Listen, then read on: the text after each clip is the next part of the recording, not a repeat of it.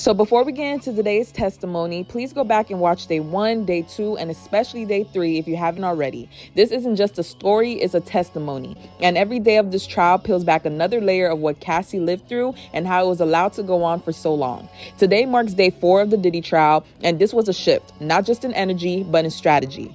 For the first time, we heard from the defense, and their entire approach was to soften the picture and to bring us back to the love story, the good parts, the text, the nicknames, and the sweetness. And listen, I think it's important we talk about that too, because a lot of us watching this know that abuse doesn't always start with pain. It starts with charm, with comfort, and with someone making you feel chosen. And Cassie didn't lie about that. She admitted it all and held her truth. So let's talk about it. What's up, y'all? Thank you for tuning in to the Culture Debrief, where we break down the latest drama in Black culture. Because let's be real, if we don't talk about it, who will? So we start with defense attorney Anna Estevio, sorry if I butchered the name, stepped up for cross-examination, and her very first line, she said, "You and Sean Combs were in love for 11 years, right?" Cassie said yes. She said, "You loved him." Cassie said, "I did." And she said, "You believe that he loved you as well." Cassie said yes. So just like that, no hesitation, just truth. And if you're watching this thinking, wait, what? After everything he did to her? That's the point. The defense is trying to paint a picture of Cassie as a willing, loving partner, and she doesn't fight it because it's not contradiction. You can love someone who hurts you. That's not weakness. It's conditioning. It's trauma, and it's hope. Cassie didn't deny the love. She just refused to let the love erase the pain. So the defense kept going with their theme, trying to remind the jury that what Cassie experienced wasn't just trauma, it was intimacy. Estavio asked if she remembered calling Diddy larger than life. Cassie said yes. Then Estavio followed up with something that really struck everyone. "But to you, he was Sean. You knew the Sean that other people didn't, right?" Cassie responded yes. And listen, that line was very strategic because it brings the jury closer to his humanity. It paints the seed of he was more than just the monster she described. But to me, it does something else. It highlights the exact reason this relationship was so dangerous. Because when you're that close to someone, when you know the version of them that no one else sees, it becomes almost impossible to separate the good from the evil. Cassie admitted she didn't always feel special to him, that sometimes she did, but not all the time. And the way she said it soft, low, like it still hurts to say out loud. Then came a quiet but powerful admission. Estavio asks, "So when he cheated on you, it really hurt?" Cassie said, "Not every time. It hurts more in the beginning." So now pause. That was a loaded response because what she's saying is that over time, she numbed herself. The betrayal stopped cutting as deep because she had already absorbed so much pain. And isn't that what trauma does? It lowers your threshold. It teaches you to normalize disappointment. You stop expecting honesty and you stop hoping for change. You just survive. Then they showed emails, actual saved digital proof of how in love they were in 2008. Diddy wrote, "It makes me so happy that you would fly to ATL just to see me. I'm a very lucky man. I love you. I miss you. Can't wait to hold you." And Cassie responded, "I'm a very lucky woman. I missed you so much. I'd fly wherever you needed me, whenever. I love you." That's the version of their love they're trying to put front and center for the jury, young, devoted, excited, and free. And Cassie didn't deny it. She read it out loud, held it in her voice, and that version of her existed. She was real. And it wasn't just emails. The jury saw BlackBerry texts from around 2009, nearly 3 years into their relationship.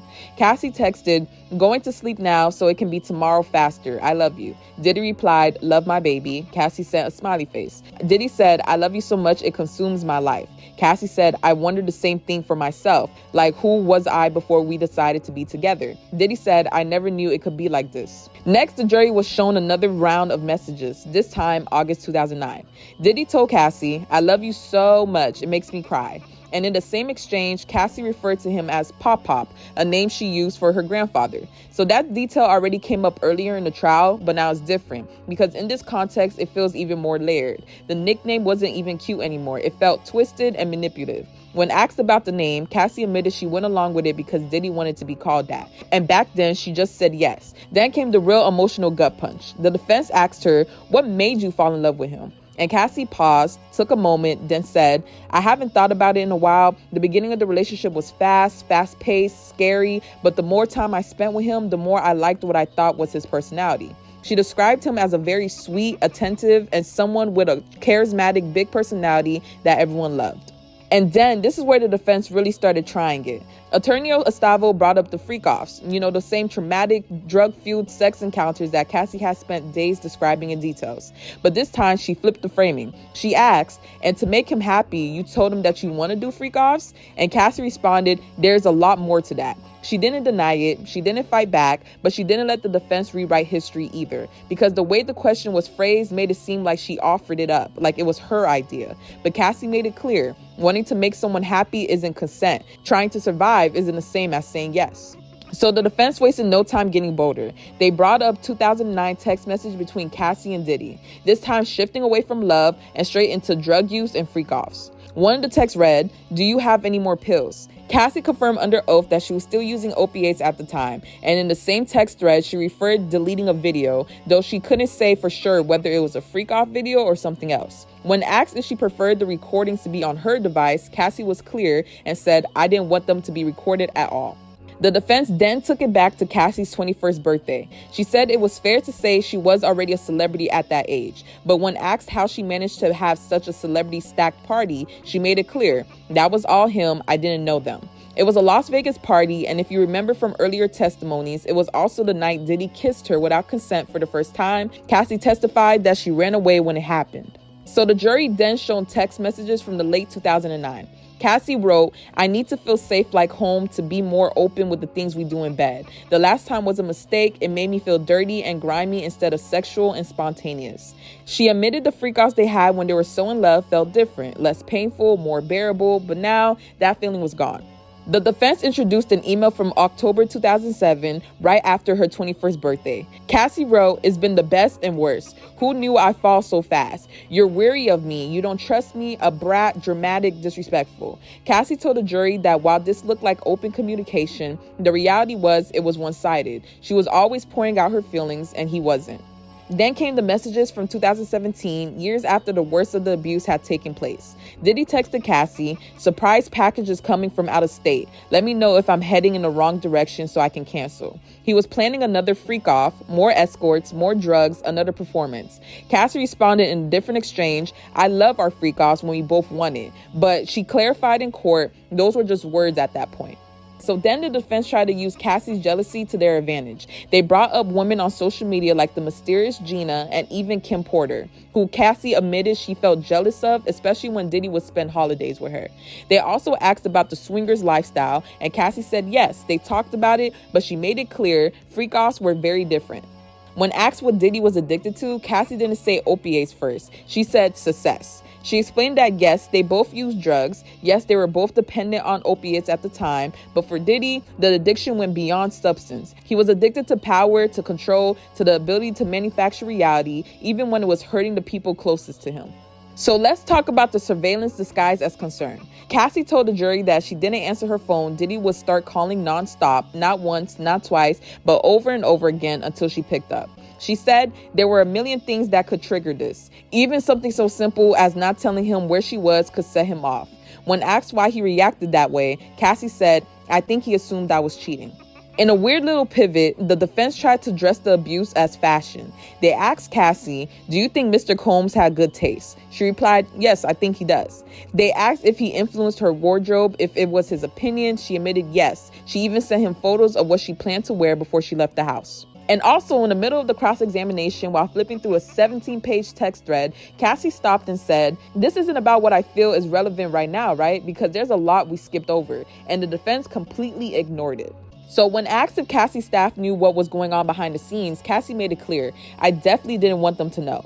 She says staff set up hotel rooms, booked escorts, and sometimes walked into rooms when they weren't supposed to. But she has no memory of them being present during the acts. She also confirmed she never told her friends. So like we said earlier, the defense tried to use jealousy to undercut Cassie's credibility. They brought up his ex, Kim Porter, and a woman named Gina, who Cassie said was the main problem in their relationship.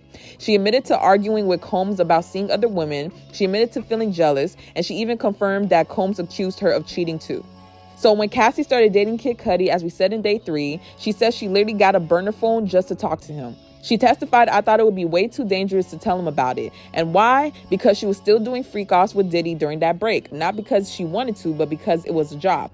So by early 2017, Cassie said the drug use was destroying her body. She said, I lost all sense of smell and taste. I had numbness in my arm. I started experiencing symptoms from ketamine. She said Diddy noticed something was wrong. He even told her to see doctors, but that didn't mean the cycle stopped. So Cassie was also signed to Bad Boys Records under a 10-album contract, but by 2011, she only released one. A music executive testified that this was an unusual restrictive deal. She was locked in for her career and then some. He said that Diddy was feared, powerful, and often angry, but no one knew about the freak-offs, not even industry insiders. So one of the most heartbreaking things Cassie shared today has nothing to do with sex or drugs or abuses. It was about something more quieter, her inability to form a relationship with Diddy's children. By 2013, 7 years into the relationship, Cassie still haven't been allowed to truly bond with them. In a text shown the jury, she wrote, I've been on the edge of tears this whole week. I don't think you sympathize with my feelings. They've never known you and Kim to be together. They were babies when we started dating. So Cassie described when she finally broke up with Diddy in 2015 while filming a movie in South Africa. She had seen a video of him with another woman and sent it to a group chat with Diddy and some of his closest staff. She said, I felt betrayed by them for not telling me, and then she blocked his number while she was still filming. So when asked about her relationship with Kid Cudi, Cassie says she had to get a burner phone just to keep it secret. She was scared Diddy would find out. She also said that Diddy brought up that relationship often, usually when he was the one cheating, and used it as a weapon. Oh, and apparently, Michael B. Jordan got brought up by the defense too. Diddy suspected something there, but Cassie didn't elaborate, because it wasn't about who she was dating. It was about the fact that she was trying to find peace, and Diddy wasn't having it. So Cassie testified that in February 2012, Diddy overdosed on opiates after a freak-off in a night at the Playboy Mansion. She had to take him to the hospital. She said, from what he told me, he took a very strong opiate, but we didn't know what was happening. And in one of the weirdest defense moves of the day, attorney Anna Estavio asked Cassie if the Johnson baby oil used during freak-offs were ever laced with drugs. She also tried to rationalize why 1,000 plus bottles of baby oil were found in Diddy's home. The judge thankfully sustained an objection. So then the defense tried to soften one of the most damning incidents, the 2016 Intercontinental Hotel assault, where Cassie was beaten on camera. They argued that Diddy might have been going through opiate withdrawals, then even pointed to a text conversation suggesting he wasn't feeling well. Cassie said, I don't remember that, but I guess the text make it seem that way. And that was it for day 4. So what was really day 4 really about? If day 3 was about Cassie's body, then day 4 was about her mind, her heart, her silence, and her slow unraveling. Because this wasn't a day about bruises. It was a day about the psychological trap, the emotional prison, the quiet ways someone can lose themselves piece by piece in a relationship that looks perfect on the outside but is rotting from the inside. It was the day that the defense tried to weaponize love letters, birthday parties, and old texts to undo trauma. But love doesn't erase manipulation. A 21st birthday bash in Vegas doesn't cancel out years of betrayal. And I love you text doesn't make freak-offs any less coercive when you felt too scared to say no. This was the day we saw how Diddy broke Cassie down slowly. How she gave up her own music career while being locked in a 10-album contract he never intended to fulfill. How she lost her ability to feel safe in her own skin, her own wardrobe, and even her own phone. How she wrote sweet messages while numbing herself with opiates just to get through the night. How she was still being made to perform while her body was shutting down, while her spirit was shrinking. We heard the whole isolation. She was with this man for over a decade and still wasn't allowed to bond with his kids. She still had to buy burner phones just to speak to someone else. And she couldn't even form relationships in peace because if he found out, it would have been dangerous. So we saw the gaslight as well. The defense kept showing messages like there were gotcha moments, as if Cassie's love somehow cancels out the trauma. As if having fun in 2009 means she wasn't being controlled in 2017. But Cassie told us exactly how this worked. Back then, it felt love, but now I know better. We also saw the deflection. Diddy writing sticky notes like a puppet master mid-trial, blaming his 2016 hotel assault on opiate withdrawals, trying to justify the thousands of bottles of baby oil found at his home by saying it was just part of his lifestyle. And above all, we saw the silence finally crack. Because this is a man who, according to the industry, was untouchable for decades. People were afraid of him. People looked the other way. People knew about the temper, but they didn't know about the freak-offs because no one spoke because everyone was scared. And yet here's Cassie, pregnant, tired, on the stand for 8 hours, still speaking. That's what day 4 was about. It wasn't about recounting abuse. It was about reclaiming power. It's about showing us what it looks like when the most silent person in the room finally speaks. So that was day 4, and if you watched this whole series, I appreciate you more than you know. The trial isn't just about the headlines, it's about the patterns, the silencing, and the way power protects itself. And I promise you, as long as the truth keep unfolding, I'll be right here to break it down. So if this video moved you, informed you, or just made you think, go ahead and like it. Drop a comment and let me know your thoughts, especially if you've been following since day 1. And don't forget to subscribe to the Culture Debrief so you don't miss what's coming next. Because trust me, day 5 is about to take us even more deeper. So turn on your post notifications and I'll see you in the next one.